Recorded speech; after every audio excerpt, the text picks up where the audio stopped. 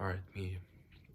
It's kind of towards the end of August, and I've just finished reading The Hitchhiker's Guide to the Galaxy, um, which is the first book in the set of five that comprise this collection. And I really enjoyed The Hitchhiker's Guide to the Galaxy. I read it probably twice when I was in high school. And it's really, to me, it's just a really fascinating story because it kind of takes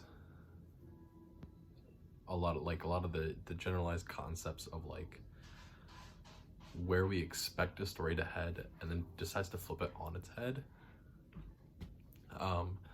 So we're constantly just moving into different places all the time. This beginning book doesn't necessarily have a lot of things, right? We kind of get this setup and then tear down of constantly dealing with improbabilities, right? Everything is constantly improbable. You know, making some nice little hidden jokes in there about, people's life being determined by phone numbers and whatnot. But like, really, it's just kind of like almost just like a conceptual showing of what this world's kind of leading into. Because you just get a lot of setup here, right? In terms of like the overall story that exists within this universe. So that's pretty fun. That's pretty good.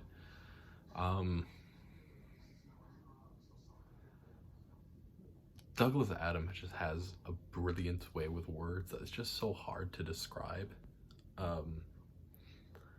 But like it just gives an imagery that is unfathomable.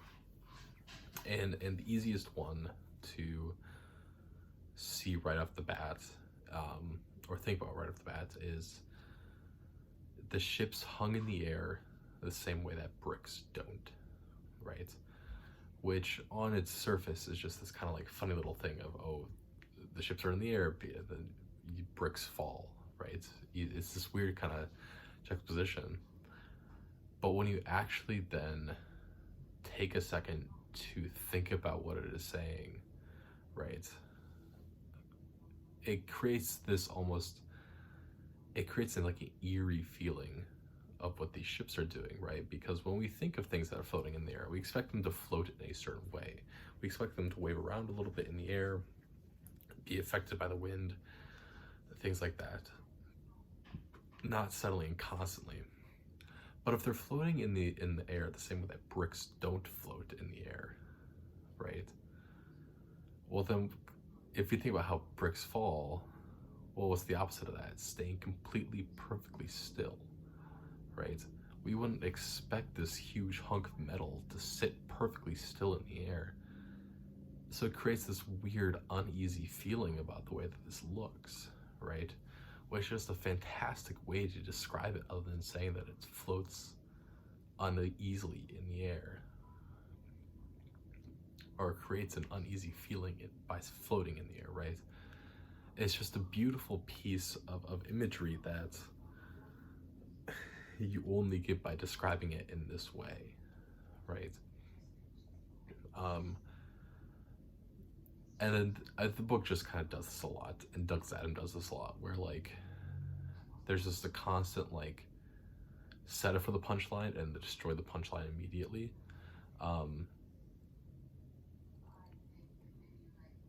Which I think really fits in with personally my sense of humor, but also with kind of the overall Gen Z style of humor. I think this is a book that if Gen Z were to read, right, I think it would be very, very popular with them.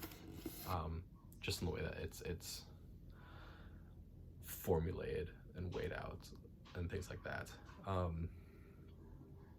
So yeah, right. I don't know, I just don't have a lot to say about this first one because it is a book that is compounded into 3 parts, and they're not very difficult reads. I mean, probably should have read this in one day, but I read it over the course of 3 different nights just because I wasn't reading a whole lot. But, right, so there's not like, I wouldn't say there's like a whole lot to say.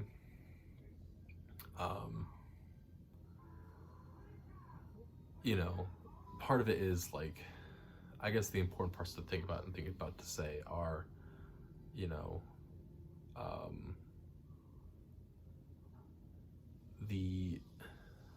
we get into the same uses of science fiction that we already discussed when I always talk about like the Martian Chronicles and with slapstick and things like that, where it's like you have this thing of, you can use science fiction in a way that you can't use a lot of other pieces, because you get to explore the human psyche and you get to explore, you know, the difficulties of what it means to be human without ever having to like actually touch on what it means to be human, because you can focus in on other things, right?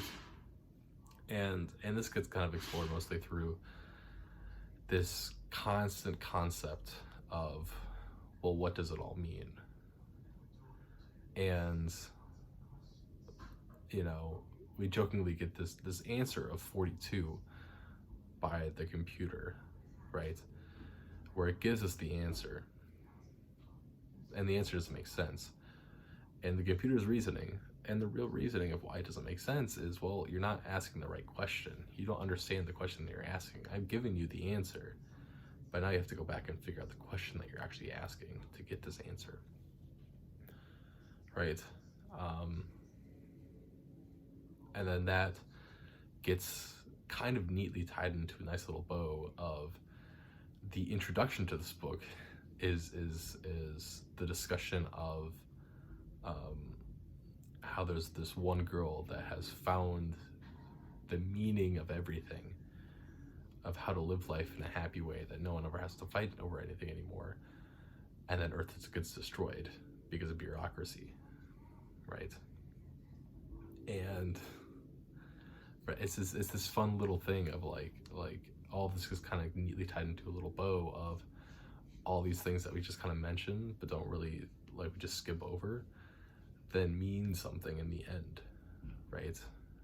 It feels like, once again, they're coincidences and they're improbabilities, but in reality they're just things that have happened, right? You know, I think that's just I think a very fun way, but also a very helpful way to think about life is just as a series of things happening, because sometimes it doesn't feel like that. Sometimes it feels like everything is just as a problem, everything is just out to get you, when in reality they're just things that are happening, right? They're just things that are happening in the world, and sometimes you're involved in them, sometimes you're not, right?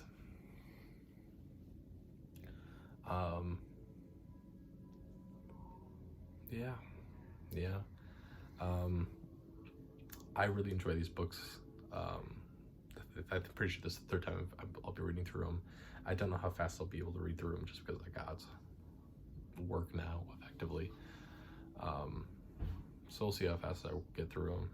They're not very long books, but there's 5 of them, so we shall see. And that is Hitchhiker's Guide to the Galaxy, the first one.